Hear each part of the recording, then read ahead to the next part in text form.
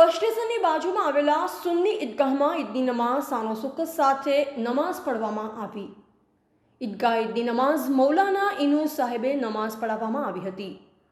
ઈદની નમાઝ સવારે 9 વાગે સુન્ની ઈદગાહમાં ઈદની નમાઝ મૌલાના યુસુફ સાહેબ ઈદની નમાઝ પઢવામાં આવી, જેમાં સુન્ની જુમ્મા મસ્જિદના ઇમામ યુસુફ સાહેબે થરાદ ઈદગાહમાં નમાઝ કરાવી હતી। ઈદના દિવસે યુસુફ મૌલાના સાહેબે હિન્દુ મુસ્લિમ ભાઈઓને શુભકામના પાઠવી હતી।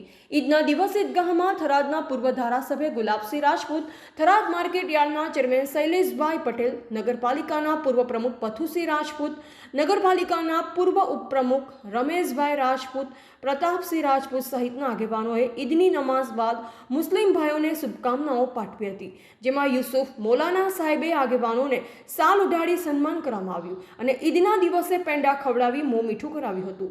મૌલાના યુસુફ સાહેબે દેશવાસીઓને ઈદની શુભકામનાઓ પાઠવી હતી અને કાયમ હિન્દુસ્તાનમાં હિન્દુ મુસ્લિમમાં ભાઈચારો જળવાઈ રહે તેવી દુઆઓ માંગી હતી।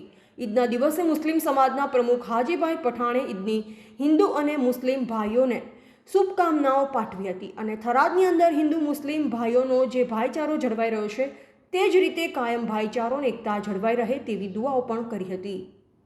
અહેવાલ બાબુ ભાટિયા, સંબંધ ભારત ન્યૂઝ, થરાદ।